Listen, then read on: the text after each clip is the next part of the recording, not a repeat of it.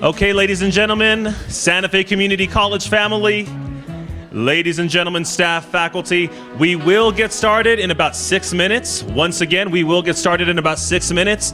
We're just waiting. There's still a long, long line for those delicious burritos that we have out there, but we will get started in 6 minutes.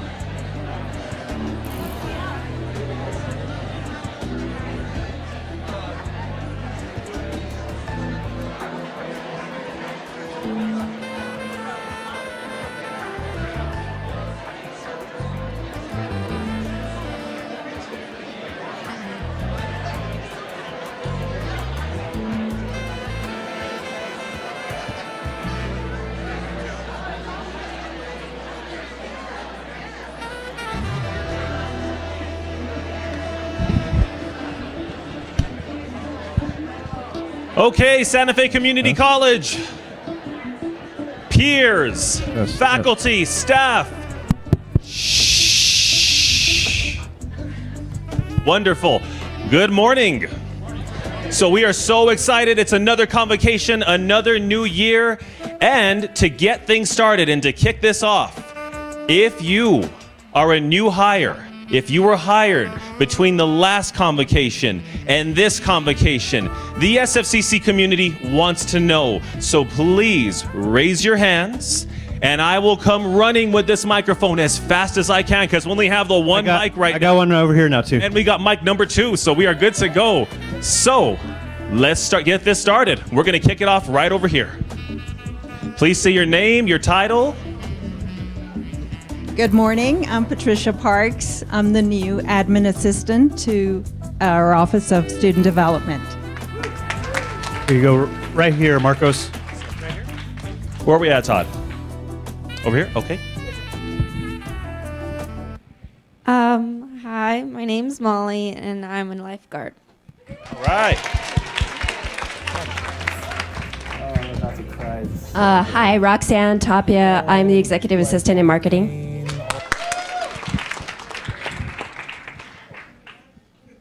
Hi, my name is Michelle Harding, and I'm the Employee Labor Relations Manager.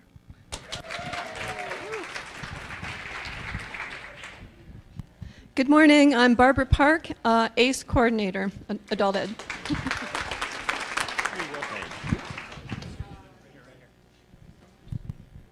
I'm Jeff Wolf. I'm the incoming program director for the respiratory care program.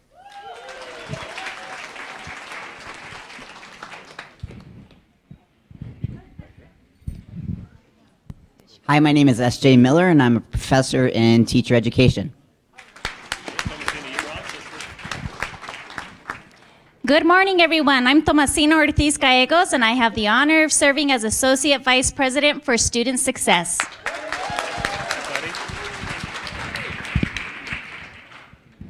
Good morning. I'm Ed Warden, and I'm back as the STEM Core Student Support Specialist and the Campus Cupboard Coordinator.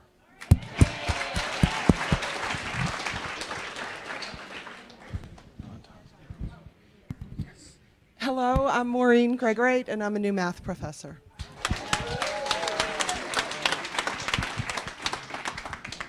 Muy buenos dias. My name is Ron Martinez. I'm the director of the Northeastern Regional Enlace Initiative, and it's a 20-year relationship, but it's feels good to be back part of the Santa Fe community family.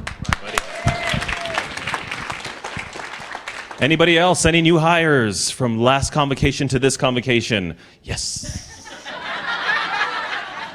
Please state your name, please, and your title. Good morning. My name is Becky Rowley, and I'm the new president.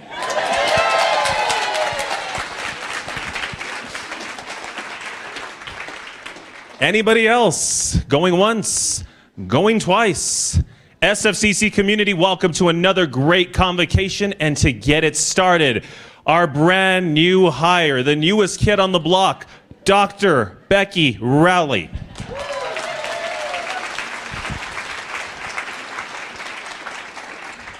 Thank you, Marcos. So I want to welcome all of you this morning. I always feel like the beginning of a semester is really kind of an exciting time. You know, they tell you when you're in college that your life will never be in semesters again, but if you're people like us, your life totally runs by semesters forever, and you think of everything in terms of semesters. So starting the fall semester is always an exciting time, so I love the energy in the air here, and I want to thank you all for welcoming me, but I really want to welcome you. And I'd also like to welcome a couple of special guests in our audience tonight from our governing board, Dr. Martha Romero and Mr. Jack Sullivan.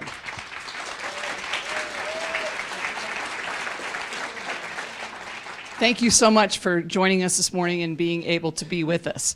So my plan for today, I think, is a little bit different than what you all have typically had for convocation, and this is, I think, the 10th convocation that I've done, so I've done this about every way you could do it, I think.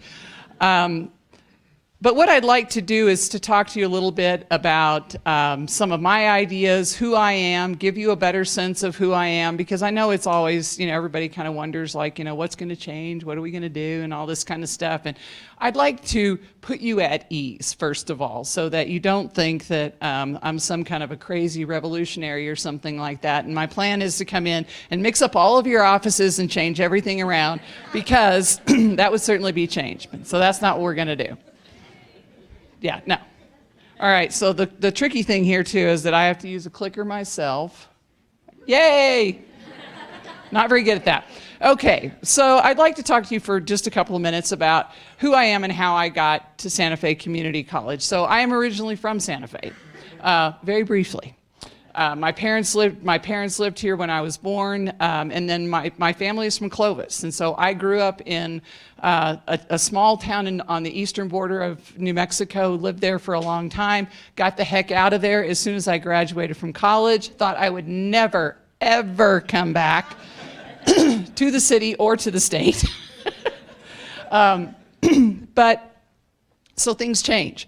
And I went to undergraduate school. I knew that I wanted to get a PhD in English probably when I was 15 years old. So I had big plans. I was going to be an academic.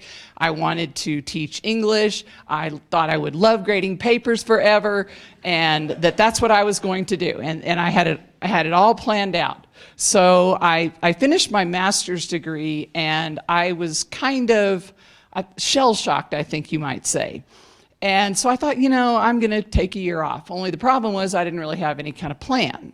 When I think back about that, I really don't know what I thought I was going to do that year. But anyway, so there was a job that opened up at Clovis Community College right at the last minute. A faculty member quit at the very beginning of August. So, those of you who hire faculty, let that sit with you for a minute, that a full-time faculty member quit at the beginning of August.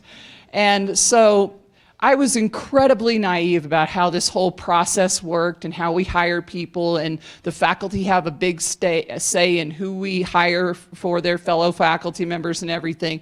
So the president of that college calls me in Virginia and says, I'd like to offer you a full-time contract to teach English. And I thought, oh God, no, I'm not doing that. So I told him I'd think about it.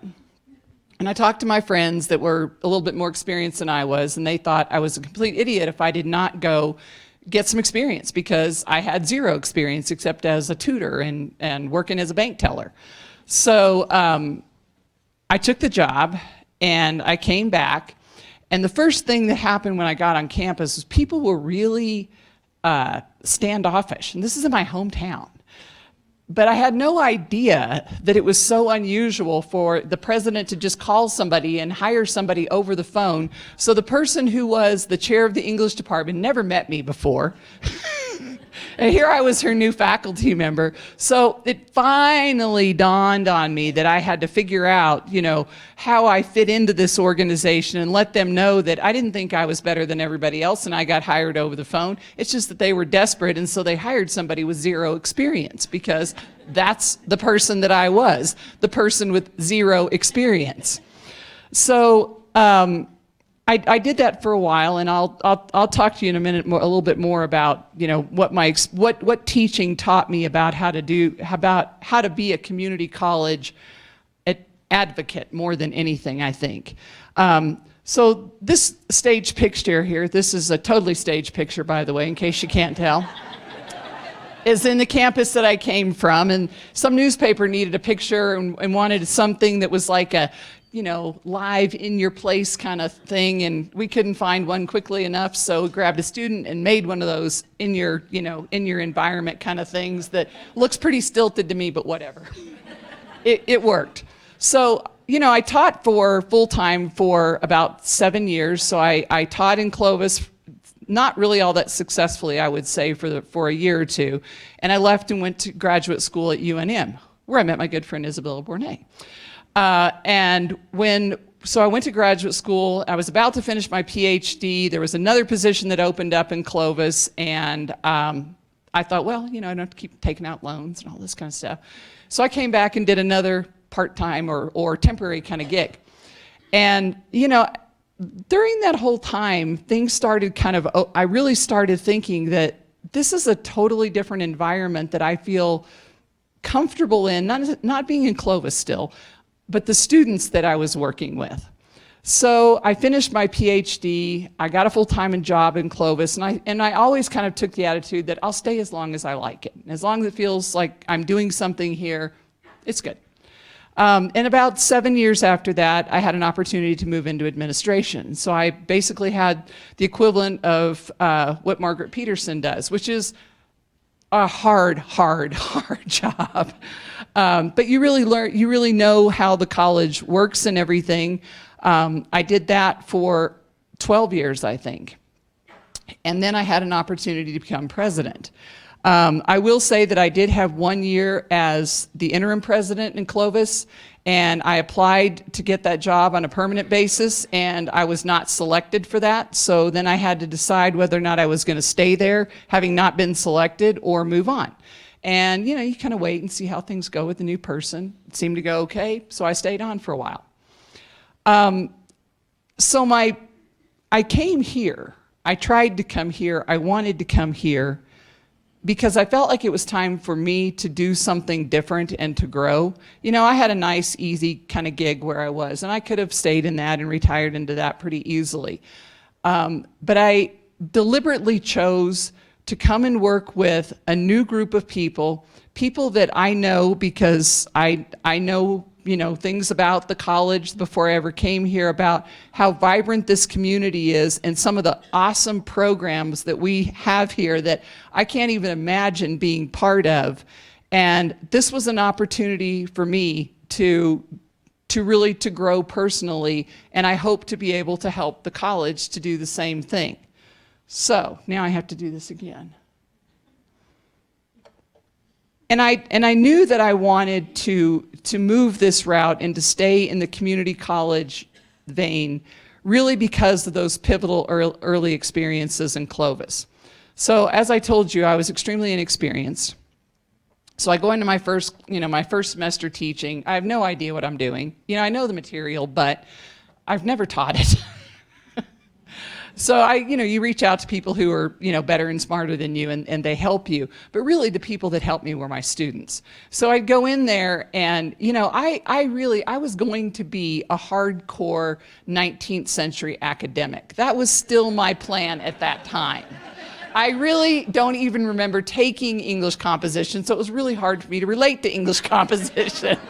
I wanted to talk about Tennyson and Keats and things like that.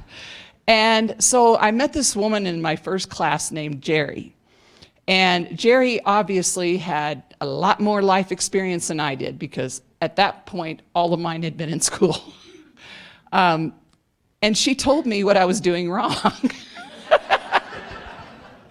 And so, but in a very nice way. I think she might have called me honey or something like that, because, I was like 24 years old. I had no business doing what I was doing. And she would tell me what I was doing wrong. And as I started working with her more closely and her circle of friends and getting to know my students, this was the most eye-opening experience for me to realize that I could help Jerry and her friends become better writers and help them move into a totally different life than where they were at that moment, which it was pretty clear to me was not all that great. And so the more that I learned from them, and the more that I learned about what community colleges do and how we do support our students, and I didn't just look at Jerry and go, "Oh, you don't know that? You should know that by now. You've got to be 40 years old."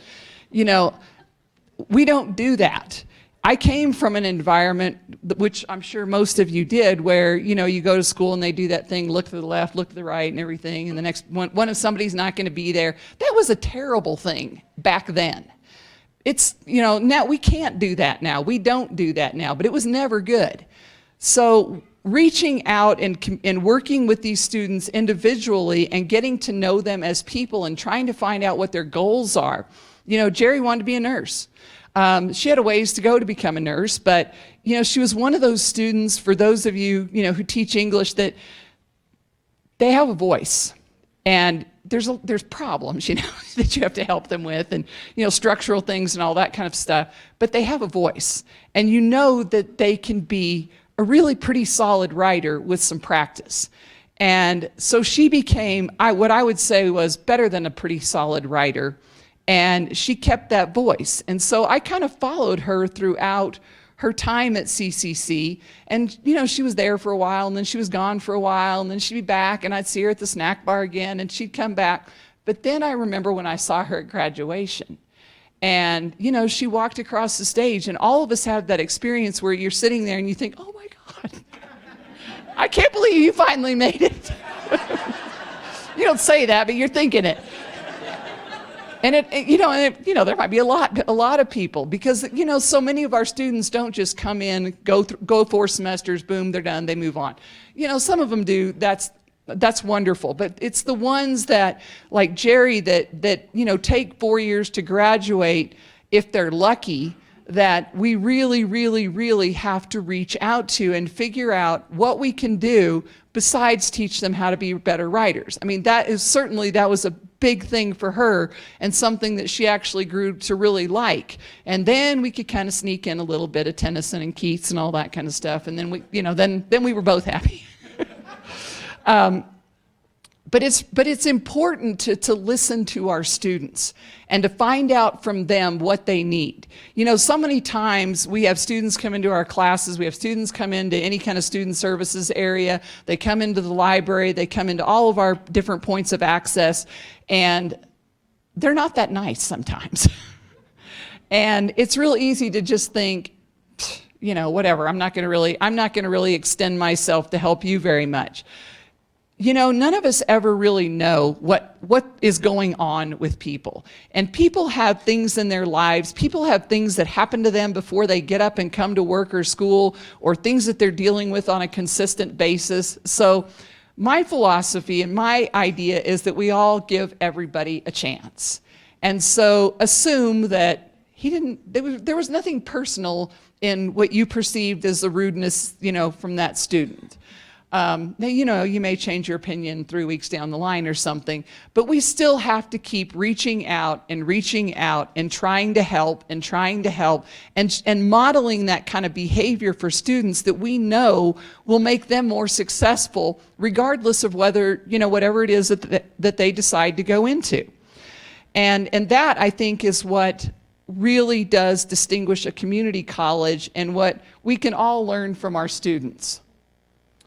So we all know that students are more likely to persist when we encourage them. There's lots and lots and lots of data that, if you're interested, you can ask Yash about it, and he can talk to you about it all day long. Sorry. You know that though, right?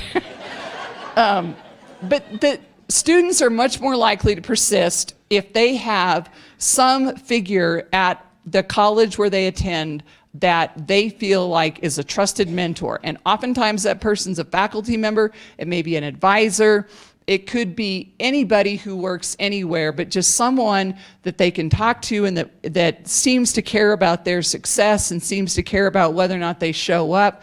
That is really, really, really important.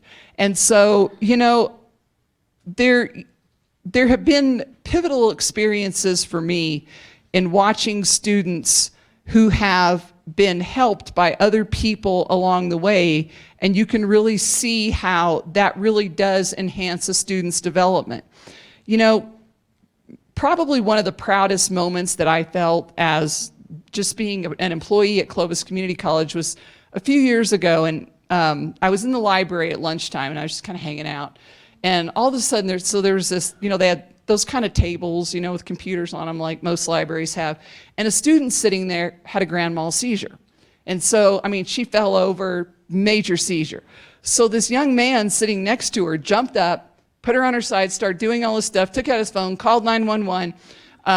He happened to be a rad tech student, so he calls his instructor. Within like 2 minutes, half the rad tech faculty and half the nursing faculty had run down the hall, and they waited with the student before the EMT people got there. And I thought, wow, they just all clicked into gear. And so the student knew what to do, but he didn't try to take over and, deal with it on his own. But then the instructors came in and were supporting their student who was somewhat traumatized by having to, react this quickly and everything, and also the student who was being taken to the hospital. And they just kind of all worked together like, this seamless team that seemed to know what to do. And I just stood there like an idiot, kind of fascinated watching the whole thing, thinking, wow, these people are awesome.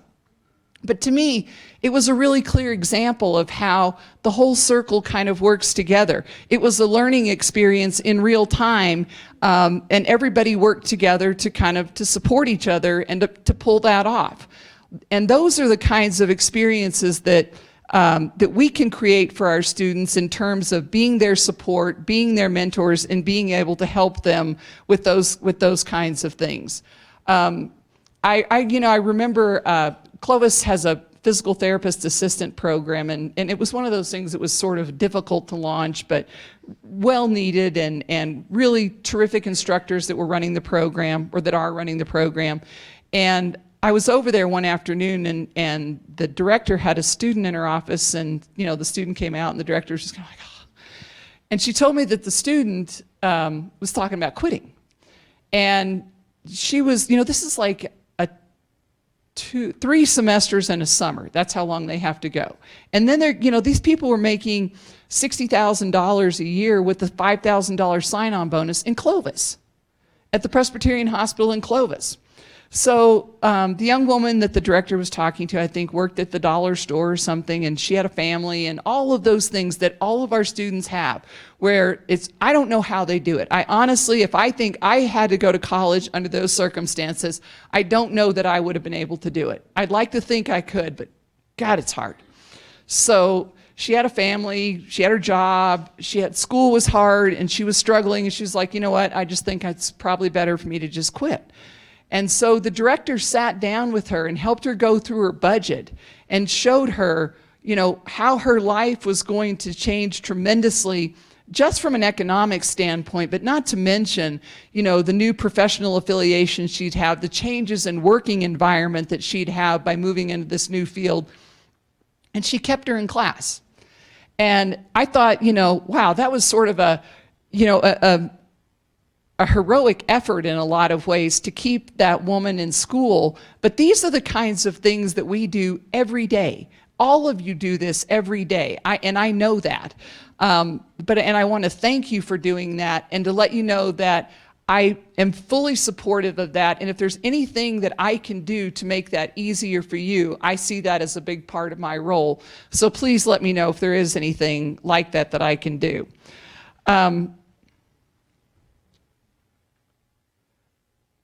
One of the things that I've been doing a lot of since in my first, what is it, 6 weeks? My 6th week, my 5th week? I don't know, something like that. Anyway, I started July 1st. So I've been talking to a whole lot of people, and I've had a whole lot of meetings with a whole lot of people. And I see that as my role for the next several months. Well, I see it actually as my role, forever. But I see it as something that there's more of an intensity to right now. So I want to know what your concerns are. I want to know what you think about Santa Fe Community College, what we are doing, what we could be doing, all of those things. But there are some things that,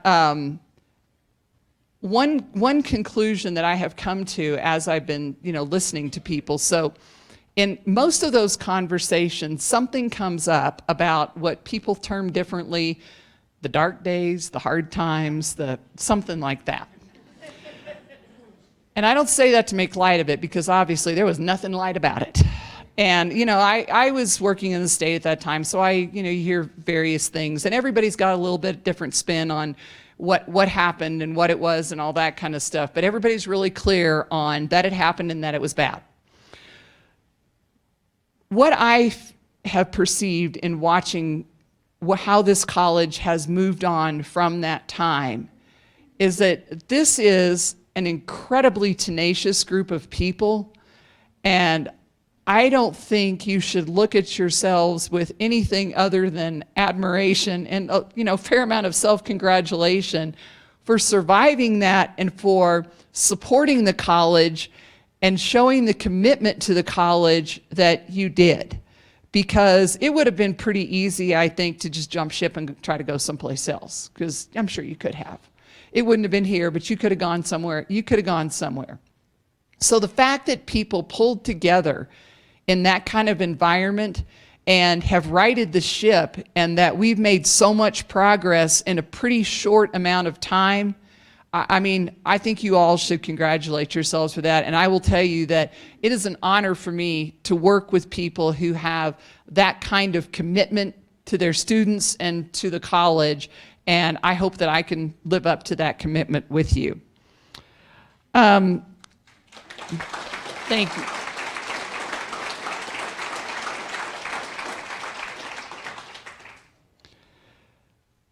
So I'm going to continue listening, and there may be some little tweaks that come out every now and then, but right now I'm not, like I said, it's going to be there's going to be a lot of listening.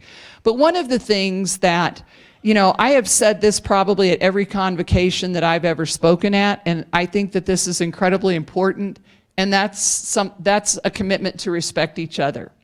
If there's anything that I would like to ask of you right now, it's that we make a commitment to respect each other.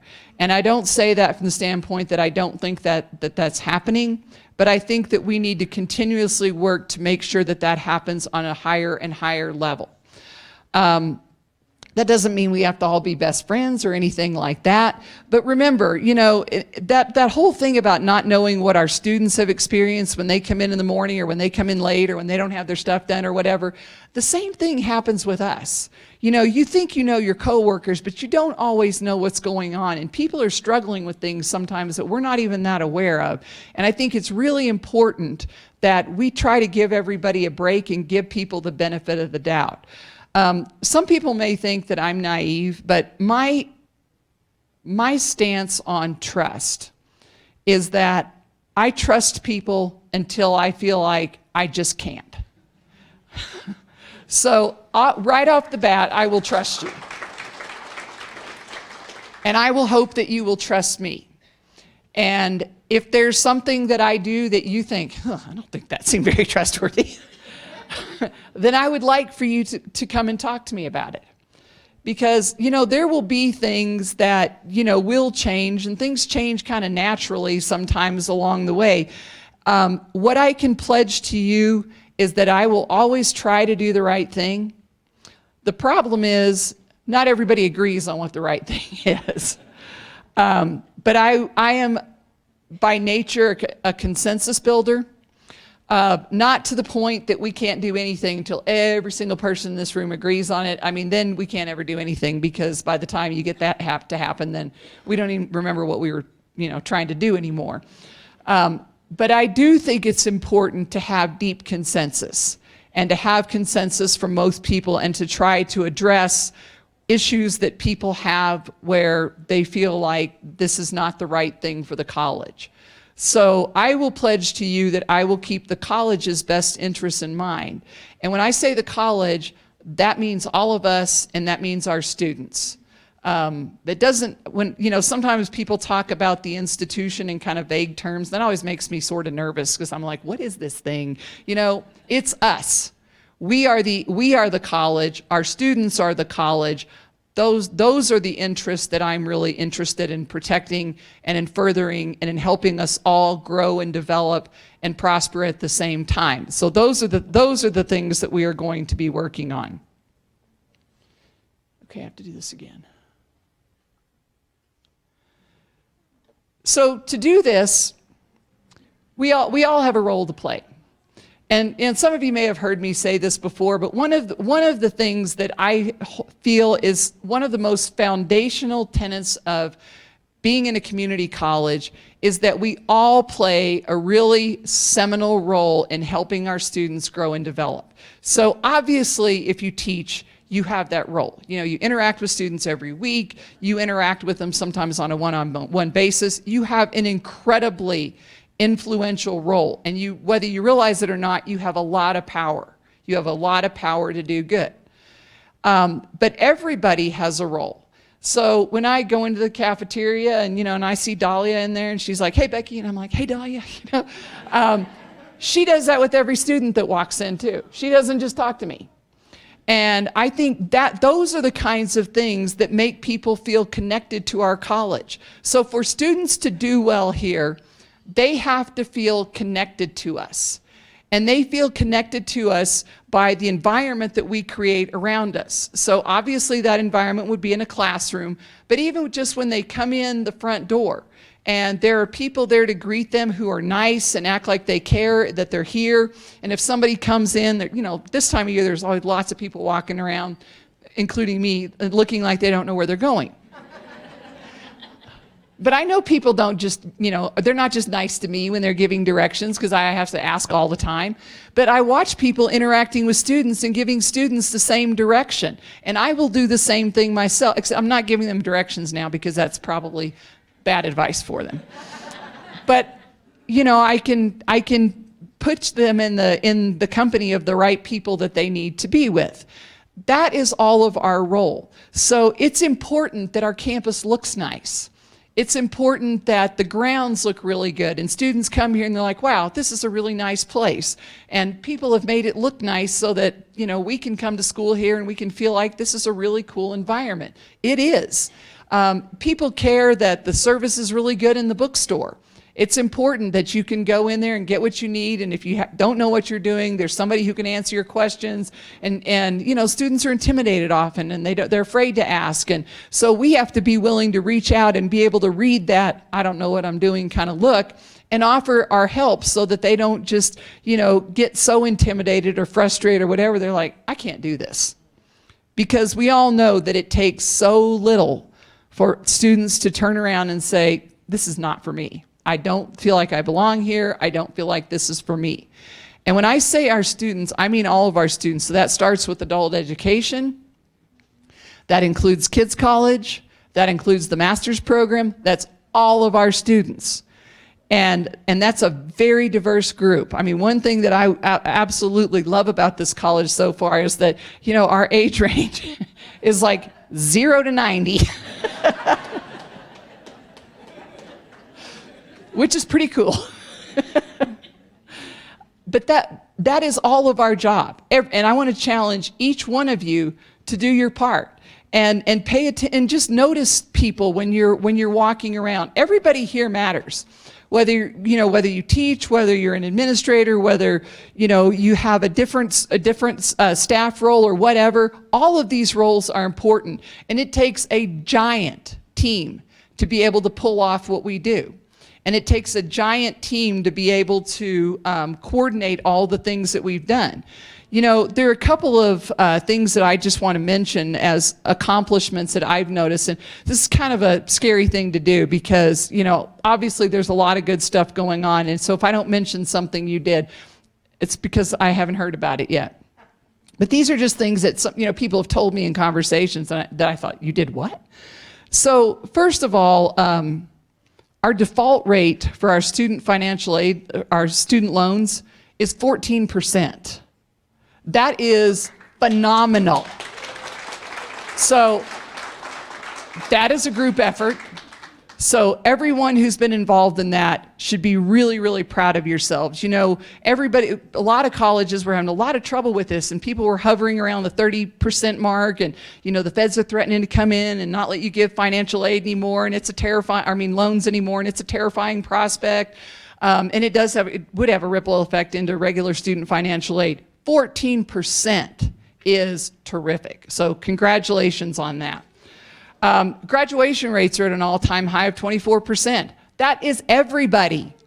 Everybody has a role in that. Students have choices now. When I went to school, you went to the school where you were, or maybe you were lucky enough to go somewhere else. But now we have students who are at 4 schools at the same time. They take a couple of classes from us, they take a couple of classes from San Juan, they take a couple of classes from, that's how they do. And so if they decide they don't like us, they can leave us and just go take their classes somewhere else. So yeah, we do have to, be mindful of that. And when we can achieve increasing graduation rates with students who have the kind of chaotic lives that they often have, that is a remarkable achievement that you all should really be proud of. And one thing that just happened a few days ago, it's kind of a big thing, really. So I was on an email where we were talking about how we're getting ready to drop like 12, 13, 1,400 students. And this used to be the bane of my existence when I was in Clovis. I get those same emails and I was like, oh my God, we can't drop them all. It's because they hadn't paid yet or they haven't made a payment arrangement. And so we're getting kind of close to time. What do we do? Students have to pay. So I said, maybe we can figure out a way to, reach out to them. That's pretty much all I said. And Tomasina and her group figured out how they were going to do that. And so they took that list of 1 million people, it seemed like. I mean, when you have to make a lot of calls, it feels like that. And divided it up and figured out which people needed to be called, which people we were going to work with in a different capacity because they were likely to get financial aid and they hadn't received it yet or something like that. Every single one of those people got called, except for the few that had bad phone numbers, and then we, figured out something to do with that. So getting together with OIT, they arranged call centers 2 nights in a row, called all those students. We've been buzzing all the time with students coming back in and saying, oh, thank you for calling me. I'll get on it right away.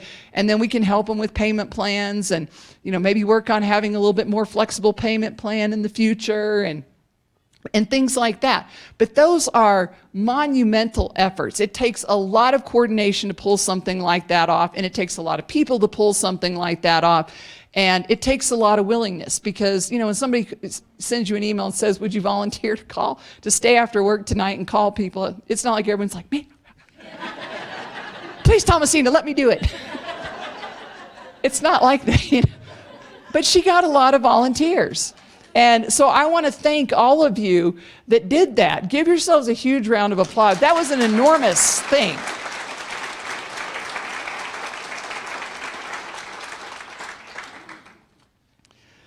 So we will continue to do things like this, where we will work together, we will collaborate in different ways, we will collaborate in higher ways than we have in the past. We might not always agree, and sometimes we're going to have to compromise, but we know that there are some things that we will not compromise on. When students cheat on tests or something like that, we don't compromise on stuff like that. So we have our things that are our core things that will be the way that they've always been. But our field is changing, and it's changing a lot. And it changes, and it's when you've been in it a long time like I am, sometimes you step back and you think, whoa, can I keep up with it? And that's one of the reasons why I wanted to change too, and I wanted to be somewhere new. So what really made me want to come to Santa Fe Community College, when I came here for, I think it was my semifinal interview. And so it was one of those big group interviews, that are kind of intimidating. There's like 20 people around a table, and, they sit there and ask you questions and, just boom, boom, boom. But at the end, I got to ask questions. And one of the things that I asked was what they liked about working here. And first of all, what was impressive to me is that everybody wanted to answer.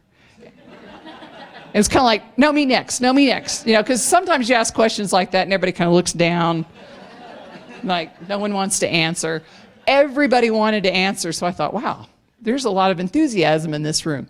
But then everybody told me something about they were here because they truly cared about the future of our students, they care about the future of this college, and that they feel like this is a great place to work. And that, more than any one thing, really made me say, if I can get this job, this is what I want to do. Because like I said, I could have coasted, and stayed in my easy job and done my thing in my town where I already knew everybody and it was no big deal. But I thought, wow, I want to be able to come and work with this group of people that is so excited about working with students and so excited about being here.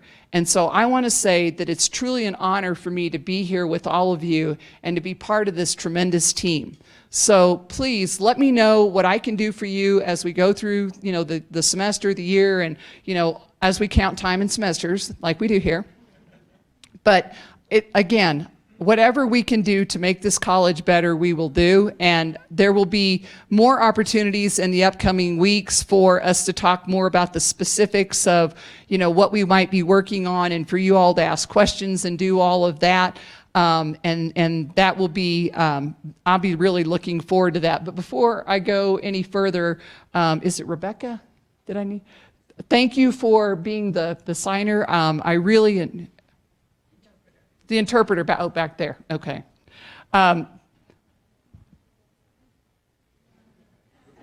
Stand up there. Thank you very much. All right. Thank you. Thank you so much for volunteering to do this. It's a hard job, and it's really hard when you never know what you're going to say, because no one wants to take an off-script person and try to translate for them. So thank you very much. Anyway, thank you all for your attention this morning. I look forward to getting to know all of you, and I've really had a great time getting to know those of you I have gotten to know so far, but let's make it a terrific semester. Thank you.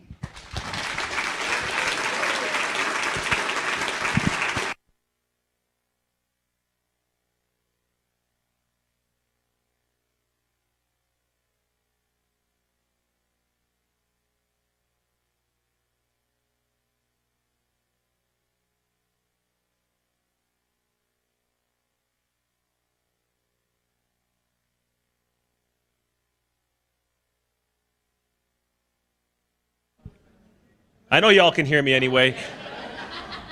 Okay, so the microphone is back on. The microphone is back on. So, thank you very much, Dr. Rowley. Mr. Todd Lovato, what is the next thing that we are doing now to move forward with this amazing convocation that we are having? Onward and upward. Everyone enjoy the rest of the schedule, the agenda. If you have any questions about where that is, you can contact our office or anyone with Margaret Peters' office. But we wanted to end a little early to give you time to mingle, hang out, get some more breakfast burritos, enjoy your time. Once again, thanks to Dr. Rowley, and have a great semester.